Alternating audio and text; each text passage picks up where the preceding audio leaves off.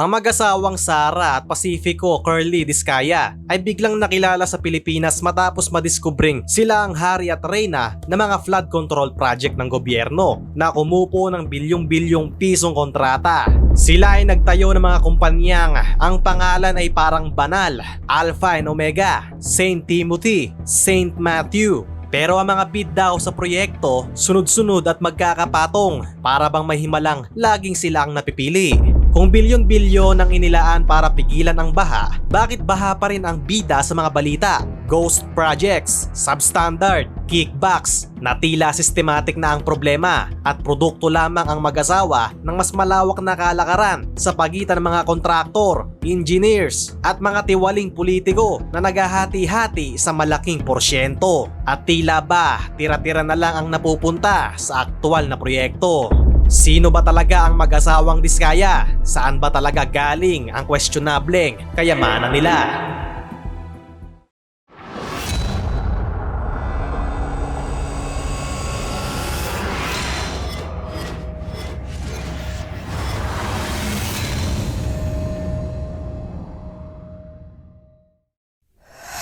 Ang dalawa ay dating di kilalang negosyante, subalit naging tampok sa balita nang mabunyag ang kanilang mariwasang pamumuhay at umano'y questionableng kayamanan. Sila ay iniuugnay sa malawakang kontrobersya hinggil sa mga proyektong flood control ng Department of Public Works and Highways o DPWH na sinasabing pinagkakitaan ng iilang piling kontratista.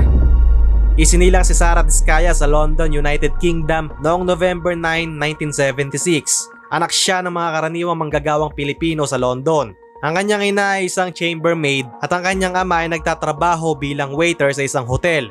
Dahil sa lugar ng kanyang kapanganakan, si Sara ay naging British national sa kanyang pagsilang. Lumaki siyang may malayong environment sa daigdig ng politika at infrastruktura. Sa halip, ang kanyang kabataan ay ginugol sa London kung saan siya nag-aral ng elementarya at high school.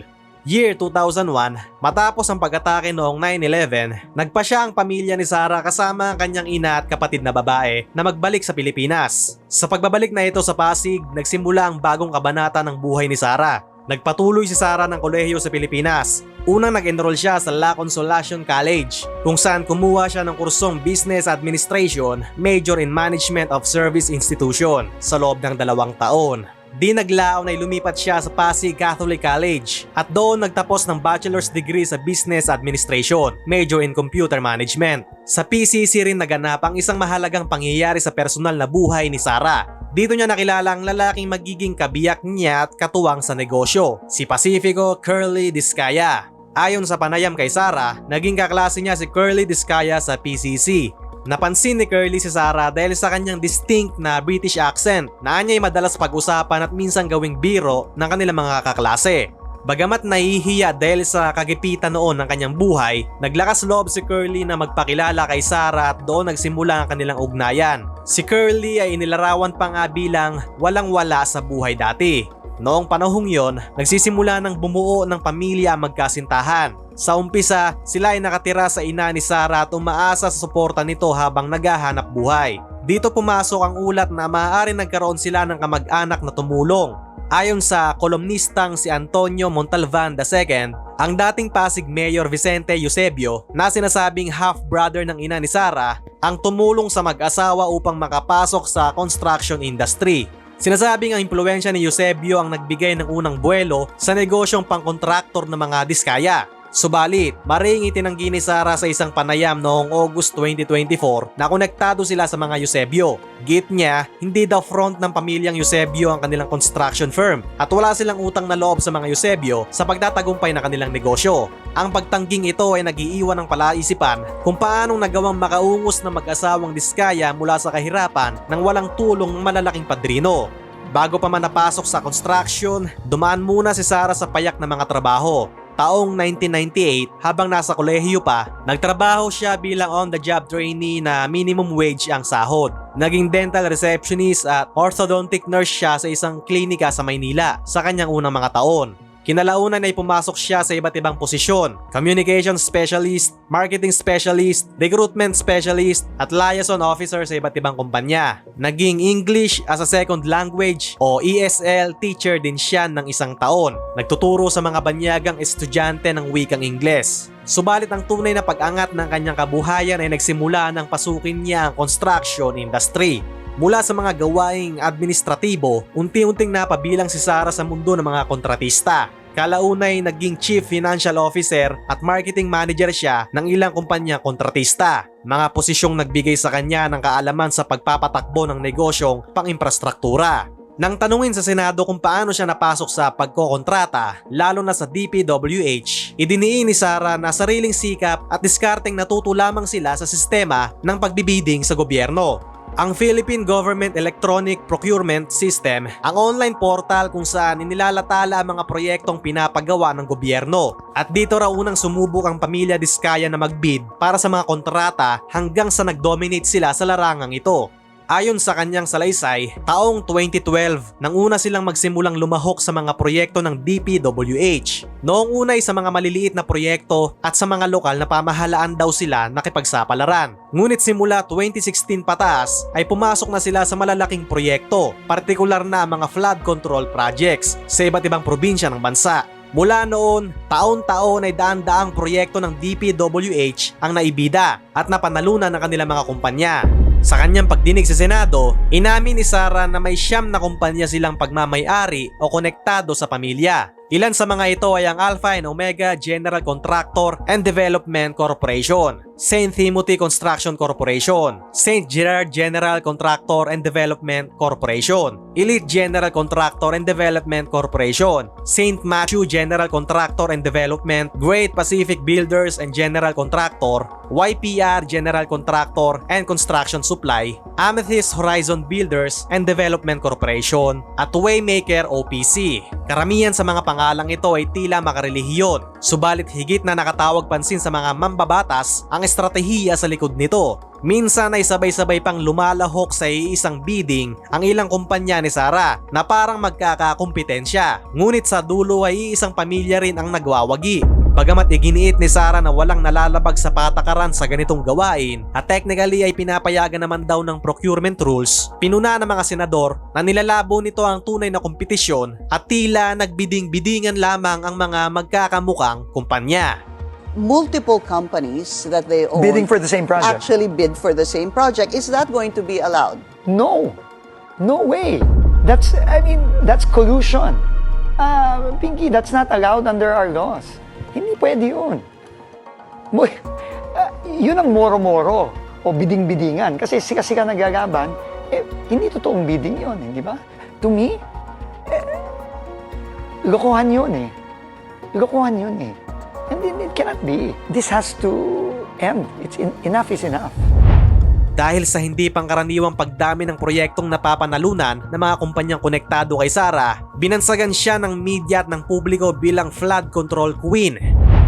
Noong July 2025, isiniwalat mismo ni Pangulong Ferdinand Bongbong Marcos Jr. na 15 lamang sa 2,409 na rehistradong contractors ng DPWH ang nakakuha ng halos 100 billion pesos na halaga ng flood control projects sa nakalipas na ilang taon. Katumbas ito ng 20% ng kabuuang budget ng flood control program mula 2022. Ang natitirang 80% ay pinaghati-hatian na ng mahigit 2,300 na iba pang kontratista. Sa madaling sabi, na-corner ng iilan kasama ang mga Diskaya ang malaking bahagi ng pondo para sa mga proyektong pangkontrol ng baha.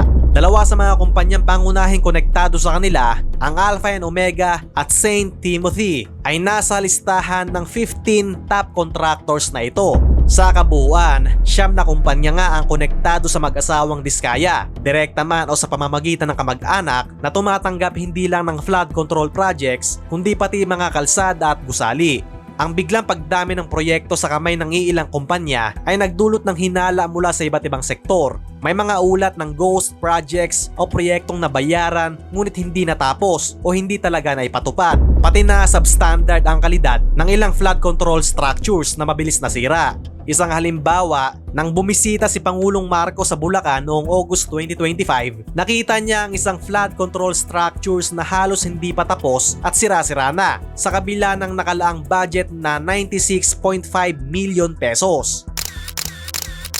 Tinawag niya itong mistulang ghost project dahil wala halos makitang nagawa kahit malaki na ang pondong na ilabas. Napagalamang ang proyektong iyon ay hawak ng Alpha and Omega, kumpanya ng mga diskaya sa Bulacan. Maging sa Iloilo City ay naiulat na delayed o palyado ang ilang flood control projects na hawak ng kanilang mga kumpanya. Dahil sa mga insidenteng ito, lalo na pag-usapan ang pangalan ni Sara Diskaya at naging sentro siya ng pagsisiyasat.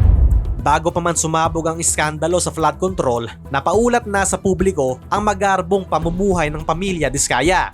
Noong September 2024, nag-viral ang isang YouTube vlog ni Julius Babaw kung saan itinampok ang garahe ng mga Diskaya.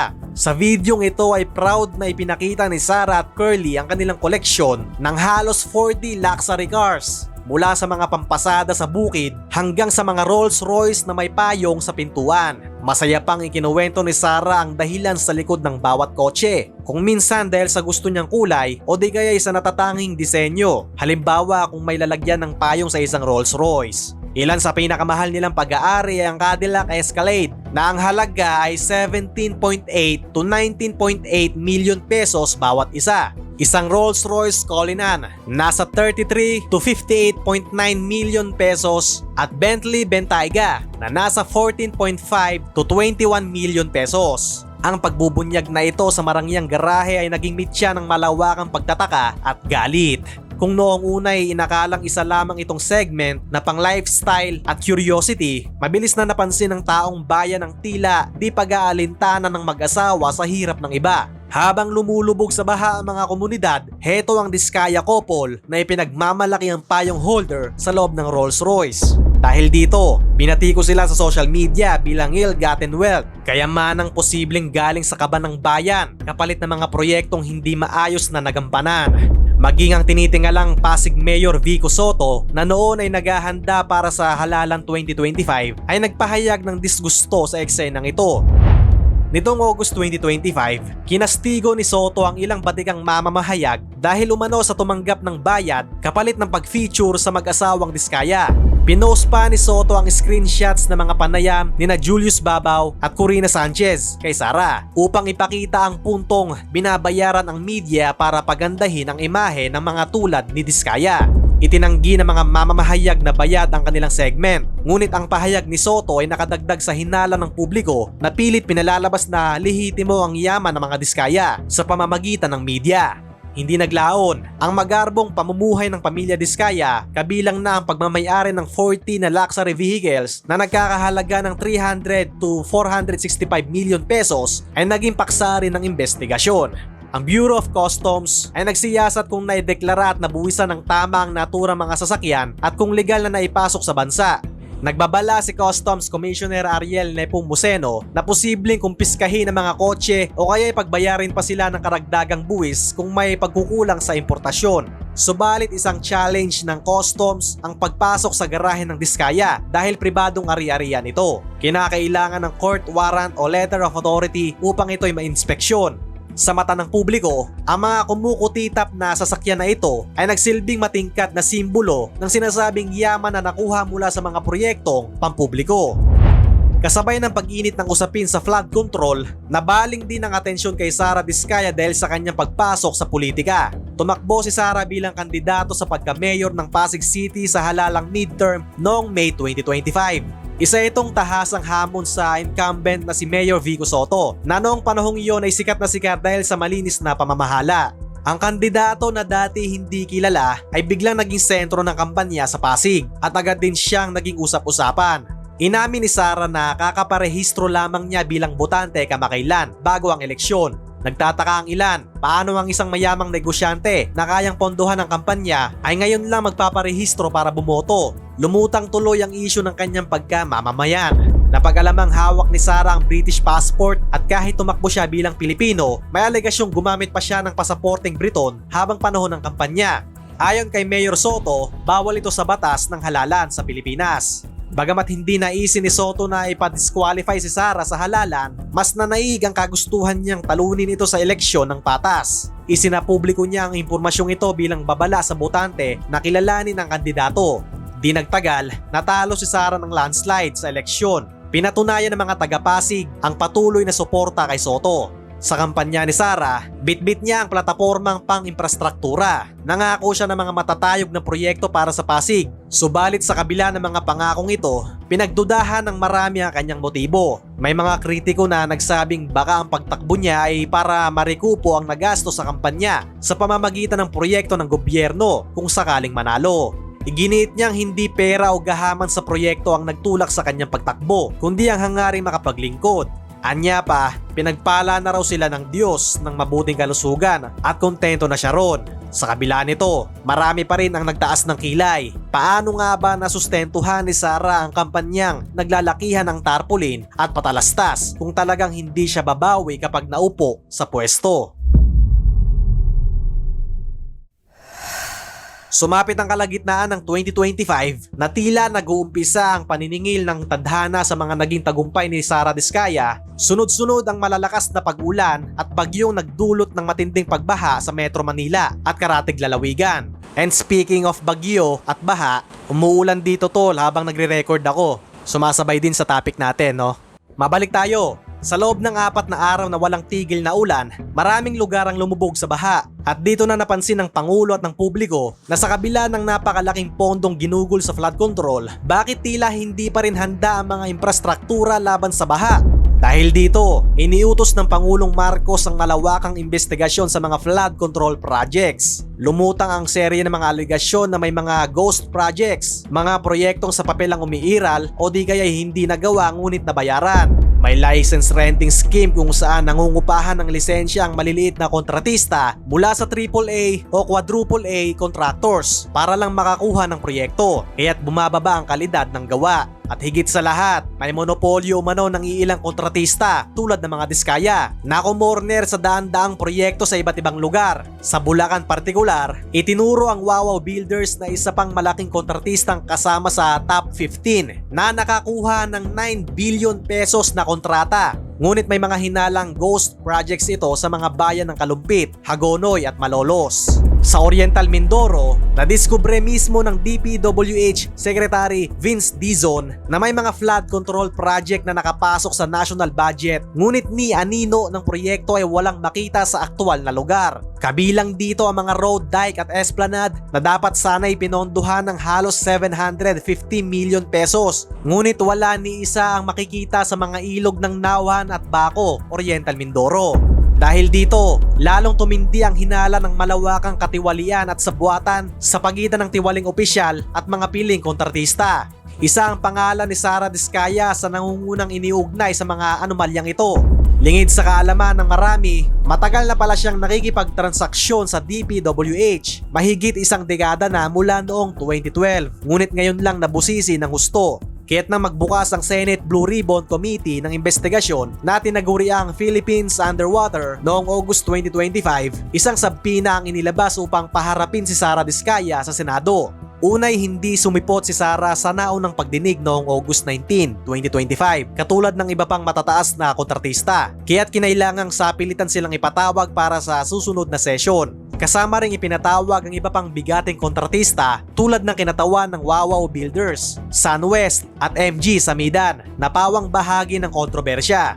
Noong September 1, 2025, humarap si Sara Diskaya sa Senado. Dito'y pinagpawisan siya sa sunod-sunod na pagtatanong ng mga senador. Unang kinwestiyon kung paanong dalawa sa kanyang kumpanya na Alpha and Omega at St. Timothy ay kabilang sa 15 kontratistang nakasungkit ng 20% ng flood control budget ng buong bansa. Itinanggi ni Sara na involved sila sa anumang ghost project at sinabing wala silang special ties sa DPWH. Karaniwang proseso lang umano ang kanilang sinunod sa pagbid.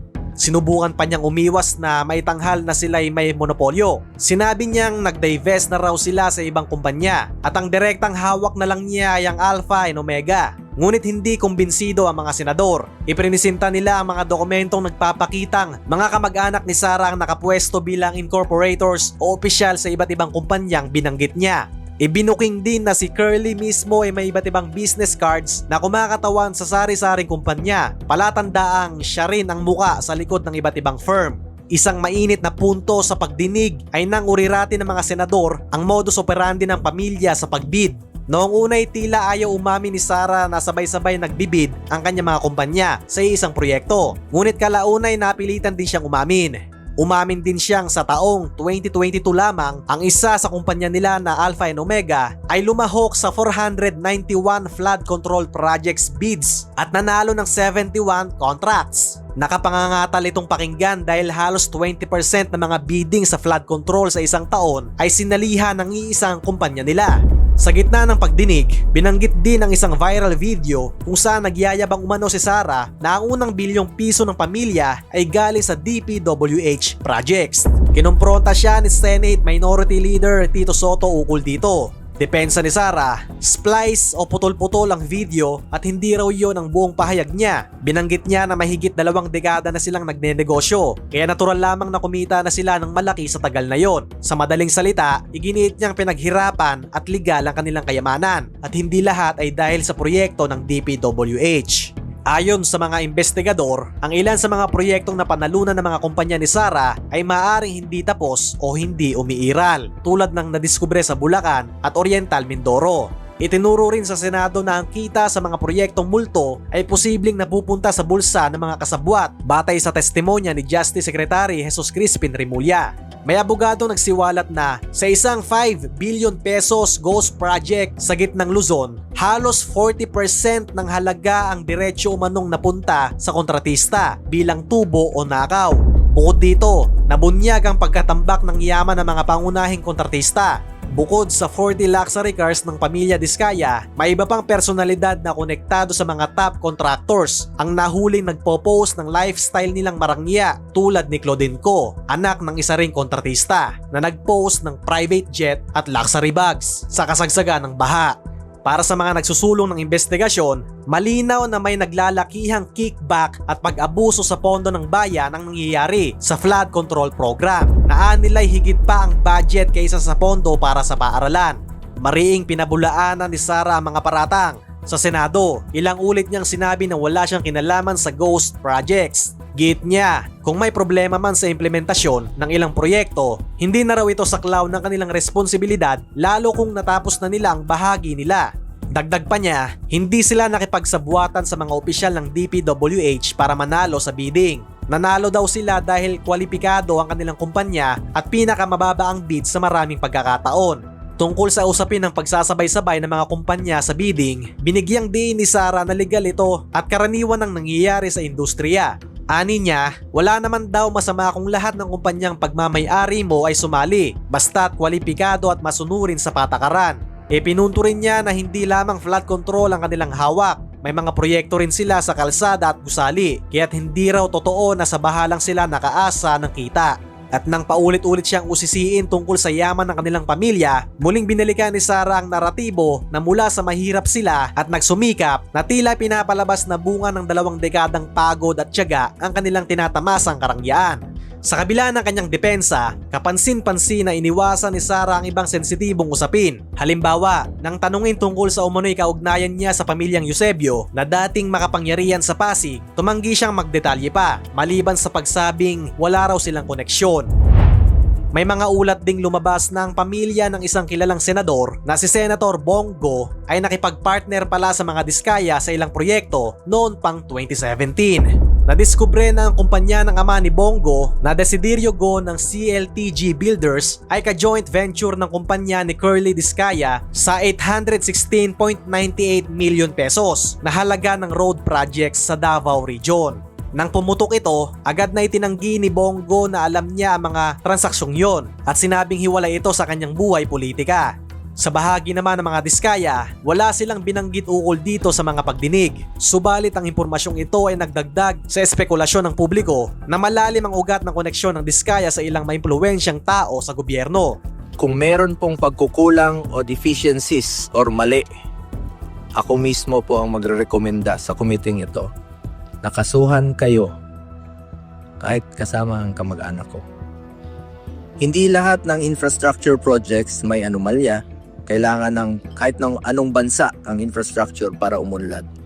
Basta gawin lang po ito sa tama ang proyekto. Ang masama, yung palpak na proyekto at ghost projects na ginagawang gatasan. Huwag lang po sanang bastusan.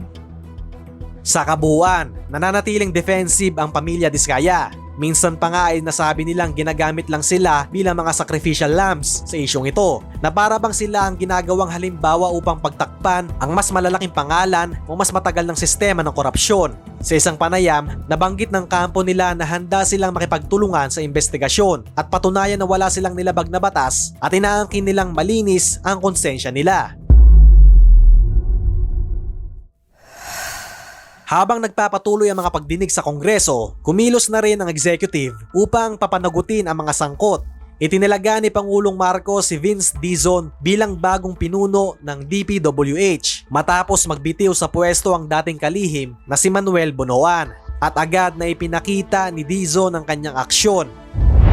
September 11, 2025, personal na naghain si Secretary Dizon ng kasong kriminal sa Ombudsman laban sa 20 tauhan ng DPWH at 4 na contractors kaugnay ng mga anomalyang flood control projects sa Bulacan. Kabilang sa mga kinasuhan ay ang ilang dating district engineers at project engineers na sangkot sa ghost projects at ang ilang kontratistang nakipagsabuatan umano sa kanila. Kabilang sa mga ito ay sina Henry Alcantara, Bryce Erickson Hernandez at JP Mendoza, na pawang humarap sa isang pagsisiyasat ng House of Representatives sa mga huwad na flood control projects. Isa sa mga kontraktor na pinangalanan sa reklamong ito ay ang St. Timothy Construction Corporation na nirepresenta ni Sara Diskaya, kaugnay ng 5 flood control projects sa Bulacan na nadiskubreng may irregularidad. Sinasabi sa mga proyektong ito ay may 8.8 million pesos na halaga ng pondong nailabas nang hindi nakita sa lugar, dahilan para kasuhan sila ng graft, malversation at paglabag sa procurement law na pawang mga non-bailable offense kung pagsasamahin. Ayon kay Dizon, enough process, let's take action. Hudyat na hindi na palalawigin pa ang investigasyong walang kinahahantungan at kailangang may managot at makulong. Sunod namang pinuntirya ng DPWH ang mga kaso sa Oriental Mindoro. Inihayag ni Sec Dizon nitong September 12 na naghahanda na sila ng ikalawang batch ng mga reklamo laban sa mga sangkot sa mga nawawalang proyekto sa Mindoro. Partikular na pinangalanan niyang kakasuhan din ang SunWest Incorporated, kumpanya ng isang kilalang negosyanteng politiko sa Bicol, at ang mga Diskaya Link companies na St. Timothy Construction at Elite General Contractor and Development Corporation na may kontrata sa Mindoro. Nang personal na inspeksyonin kasi ng DPWH ang lugar, 3 proyekto na nasa General Appropriations Act ng 2024 ang hindi nila mahanap doon. Indikasyong posibleng multo ang mga ito. Dahil dito, lalong tumibay ang kaso laban sa mga sangkot at kasama na roon ang kampo ni Sara Diskaya. Bukod sa pagsasampa ng kaso, inihahanda rin ang paghabol sa yaman ng mga dawit sa kontrobersya. Nakipag-ugnayan si Dizon sa Anti-Money Laundering Council o AMLC upang talakayin ang pag-freeze at posibleng pag-forfeit ng assets na mga mapapatunayang nakinabang sa kaban ng bayan. Ani Dizon, hindi sapat na makulong lang ang mga may sala. Kailangan maibalik sa taong bayan ang perang ninakaw, lalo't bilyon-bilyon ang pinag-uusapang halaga. Hangad ng pamahalaan na mabawi ang anumang nakaw na yaman mula sa mga mapapatunayang nagkasala. Isa pang konkretong hakbang ay ang pag-blacklist sa mga kumpanya upang hindi na muling makakuha ng kontrata sa gobyerno ang mga ito. Nauna nang inanunsyo ng DPWH ang lifetime ban sa Wawaw Builders at SYMS Construction na kapwa nasangkot sa mga ghost projects sa Bulacan.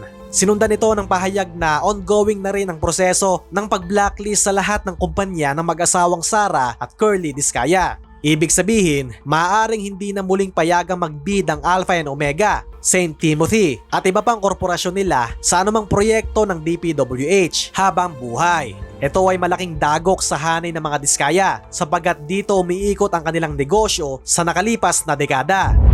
Samantala, sa mababang kapulungan o Kamara de Representantes, patuloy din ang investigasyon ng House Committee on Infrastructure Dito, lumutang pa ang isang insidente ng tangkang panunuhol. Nahuli sa isang entrapment operation noong August 22, 2025 ang isang DPWH District Engineer sa Batangas na nagalok umano ng 3.1 million pesos na suhol sa isang kongresista upang itigil ang investigasyon sa flood control projects sa kanilang distrito. Ang kongresistang ito, si Representative Leandro Leviste, ang nagsuplong at nagpakulong sa naturang engineer.